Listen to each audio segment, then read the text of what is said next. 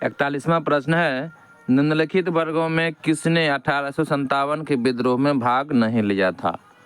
इसका उत्तर हो जाएगा, एक था साहूकार और एक था जमींदार। ये दोनों व्यक्ति ने भाग नहीं लिया था और 1 और 2 भाग लिया था। खेतीहर मजदूर और कृषक भाग लिया था।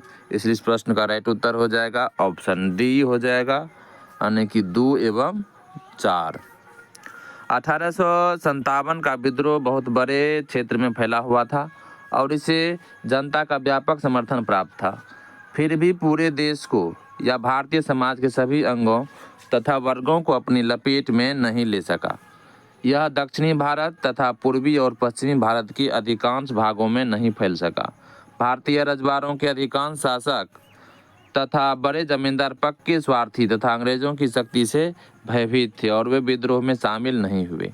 इसके विपरीत ग्वालियर के सिंधिया, इंदौर के होलकर, हैदराबाद के निजाम, जोधपुर के राजा, भोपाल के नवाब, पटियाला, नाभा और जिंद के सिख शासक तथा पंजाब के दूसरे सिख सरदार, कश्मीर के महाराजा तथा दूसरे अनेक सरदारों और बड़े जमींदारों ने विद्रोह को कुचलने में अंग्रेजों की सक्रिय सहायता की।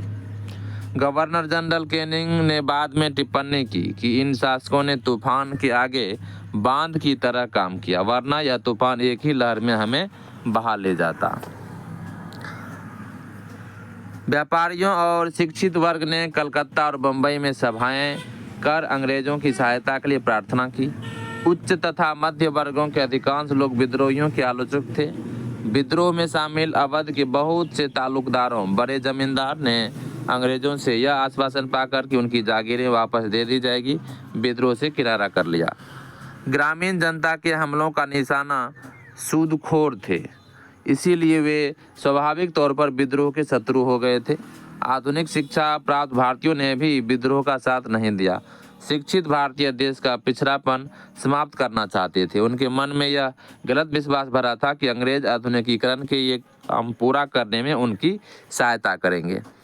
42वां प्रश्न है कि निम्नलिखित में से कौन सा कथन सही है? इसका उत्तर देख लेते हैं। इसका उत्तर हो जाएगा ऑप्शन ए। इसका उत्तर हो जाएगा ऑप्शन ए, यानी कि 1857 में दरभंगा, डुमराव और हटवा के महाराजाओं और उनके साथी जमींदारों ने आदमी तथा पैसे से अंग्रेजों की मदद की थी। यही प्रश्न जो है राइट उत्तर हो जाएगा। इसकी व्याख्या देखते हैं। 1857 के स्वतंत्रता संग्राम में बिहार के कुछ प्रमुख जमींदारों ने अंग्रेजों की धन एवं जन दोनों से बड़ी सहायता की थी। अंग्रेजों को इस प्रकार की मदद पहुंचाने वाले जमींदारों में दरभंगा, डुमराव एवं हटवा के जमींदार शामिल थे। अब आगे बढ़ते हैं और अगला प्रश्न है, यह प्रश्न है 43वां कि 1857 के विद्रोह से बिहार का कौन सा भाग अप्रभावित रहा था? कौन सा भाग अप्रभावित रहा था? इसका उत्तर हो जाएगा ऑप्शन बी, यानी कि मुंगेर प्रभावित नहीं रहा था, यानी कि अप्रभावित था। बाकी दानापुर, पटना, आरा और मुजफ्फरपुर प्रभावित था।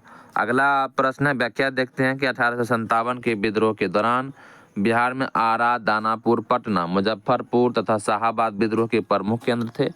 पटना में पीर अली, जो कि एक पुस्तक विक्रेता था, ने विद्रोहियों का नेतृत्व किया था। ग्रामीण जनता के बीच अंग्रेजी हुकूमत के विरुद्ध जो विद्रोह काम कर रहे थे, उन्होंने विद्रोही सिपाहियों का समर्थन किया था। 44वां प्रश्न है कि 1857 का विद्रोह लखनऊ में किसके नेतृत्व में आगे बढ़ा था? तो ऑप्शन ए हो जाएगा बेगम हजरत महल के नेतृत्व में। लखनऊ यानी कि अवध में विद्रोह का प्रारंभ 30 मई 1857 को हुआ। यहाँ विद्रोह का नेतृत्व बेगम हजरत महल ने किया और अपने अल्पवयस्क पुत्र ब्रिटिश कादरी को नवाब घोषित किया। मार्च 1858 में कैंपवेल ने यहाँ के विद्रोह को समाप्त कर लखनऊ पर पुनः कब्जा कर लिया, जबकि बेगम हजरत महल ने आत्मसमर्पण करने से इनकार कर दिया और नेपाल चली गई थी। 45वां प्रश्न है कि 1857 का विद्रोह मुख्यतः किस कारण से असफल रहा था? 1857 का विद्रोह मुख्य रूप से किस कारण असफल रहा था? इसका उत्तर देख लेते हैं। इसका उत्तर है कि ऑप्शन बी, व्याख्या देख लेते हैं। 1857 के विद्रोह की असफलता का मुख्य कारण किसी सामान्य योजना एवं केंद्रीय संगठन की कमी थी। विद्रोहियों के नेताओं में कोई संगठन की भावना देखने में नहीं आई थी। 82 वर्षीय बहादुर शाह कमजोर था, उसके द्वारा विभिन्न सरदारों का आह्वान करना काफ़ी नहीं था। साथ ही विद्रोहियों ने वीरता तो दिखाई और सरकार का विनाश करने पर वे तुले हुए भी प्रतीत होते थे, किंतु ऐसा करने के लिए उनके पास किसी सुनियोजित कार्यक्रम का पूर्ण अभाव था। उनमें अनुशासन की कमी भी थी। कभी कभी तो वे अनुशासित सेना के बजाय दंगाई भीड़ की तरह व्यवहार करते थे। विदेशी शासन के प्रति एक साझी घृणा को छोड़कर और कोई संबंध क्षुद्र नेताओं के बीच नहीं था। किसी क्षेत्र विशेष से ब्रिटिश सत्ता को उखाड़ फेंकने के बाद उन्हें पता भी नहीं होता था कि उसकी जगह किस प्रकार की राजनीतिक सत्ता या संस्थाएं स्थापित की जाए। उनके पास एक भविष्योन्मुख कार्यक्रम, सुसंगत विचारधारा, राजनीतिक परिप्रेक्ष्य या भावी समाज और अर्थव्यवस्था के प्रति एक स्पष्ट दृष्टिकोण का अभाव था। 40वां की विचार कीजिए और इसका उत्तर यहाँ पर देख लेते हैं। ऑप्शन ए है, यानी कि 1 और 2 दोनों सत्य है और इसका कारण भी स्पष्ट है, इसलिए इसको देख लेते हैं।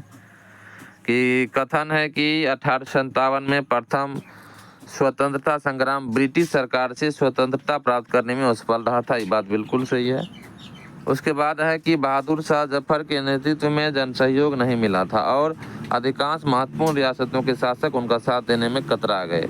ये भी सही है, इसलिए इसका उत्तर हो जाएगा ऑप्शन ए कि दोनों सही है। 1857 के विद्रोह का स्वरूप मुख्यतः सामंतवादी था, जिसमें कुछ राष्ट्रवाद के तत्व विद्यमान थे। अवध तथा रुहेलखंड के तथा अन्य उत्तरी भारत के सामंतवादी तत्वों ने विद्रोह का नेतृत्व किया और दूसरी ओर अन्य सामंतवादी तत्वों जैसे कि पटियाला, जिंद, ग्वालियर व हैदराबाद के राजाओं ने इस विद्रोह का दमन करने में सहायता की। संकट के समय कैनिंग ने कहा था कि यदि सिंधिया भी विद्रोह में शामिल हो जाए तो मुझे कल ही बिस्तर गोल करना होगा। 47वां है कि महारानी विक्टोरिया ने भारतीय प्रशासन को ब्रिटिश ताज के नियंत्रण में लेने की घोषणा कब की थी? ऑप्शन ए हो जाएगा 1 नवंबर 1858 ईस्वी को घोषणा की थी। अब इसकी व्याख्या देख लेते हैं कि 1857 की क्रांति के दमन के पश्चात 1 नवंबर 1858 को महारानी विक्टोरिया ने भारतीय प्रशासन को ब्रिटिश ताज के नियंत्रण में लेने की घोषणा की। इस घोषणा के बाद भारत में कंपनी के शासन को समाप्त कर भारत को सीधे ब्रिटिश क्राउन के अधीन कर दिया गया। एक भारत मंत्री या सचिव तथा 15 सदस्यों वाली इंडियन काउंसिल की स्थापना की गई। तत्कालीन गवर्नर जनरल लॉर्ड कैनिंग को ही भारत का प्रथम वायसराय बनाया गया था। 48वां कि 1857 के बाद ब्रिटिश सरकार ने सिपाहियों का इस प्रांतों से चयन किया। तो किन प्रांतों से चयन किया था? तो उत्तर हो जाएगा ऑप्शन सी, गोरखा, सिख एवं पंजाबी उत्तर प्रांत से। इसकी व्याख्या देख लेते हैं कि 1857 के विद्रोह के बाद ब्रिटिश सरकार ने सिपाहियों का चयन गोरखा, सिख एवं पंजाब के उत्तर प्रांत से किया। 1857 के विद्रोह को भड़काने में उत्तर प्रदेश एवं बिहार के सैनिकों ने महत्वपूर्ण भूमिका निभाई थी, इसीलिए ब्रिटिश सरकार ने इन्हें संदेह की दृष्टि से देखती थी। विद्रोह के समय बंगाल सेना के 60% सैनिक अवध तथा उत्तरी पश्चिम यानी कि यूपी प्रांत के थे। विद्रोह के लिए भारतीय सेना उत्तरदायी थी। इसी कारण 1 नवंबर 1858 को महारानी विक्टोरिया के घोषणा पत्र के अंतर्गत सेना का पुनर्गठन किया गया, जो विभाजन और प्रतिलोभन की नीति पर आधारित था। 49वां प्रश्न है कि निम्नलिखित में से किसने 1857 के विद्रोह को एक षड्यंत्र की संज्ञा दी थी? तो option A sir James Outram एवं डब्ल्यू टेलर ने। सर जेम्स आउटरम और डब्ल्यू टेलर ने 1857 के विद्रोह को हिंदू मुस्लिम षड्यंत्र का परिणाम बताया है। आउटरम का विचार था कि यह मुस्लिम षड्यंत्र था जिसमें हिंदू शिकायतों का लाभ उठाया जाए। जॉन लॉरेंस और सीले के अनुसार वह केवल सैनिक विद्रोह था। सर जॉन सीले के अनुसार 1857 का विद्रोह एक पूर्णतः देशभक्ति रहित और स्वार्थी सैनिक विद्रोह था, जिसमें ना कोई स्थानीय नेतृत्व ही था और ना ही इसे सर्वसाधारण का समर्थन प्राप्त था। उसके अनुसार यह एक संस्थापित सरकार के विरुद्ध भारतीय सेना का विद्रोह था। 50वां प्रश्न है कि 1857 के विद्रोह को किसके द्वारा प्रथम भारतीय स्वतंत्रता संग्राम के रूप में वर्णित किया गया है? इसका उत्तर देख लेते हैं।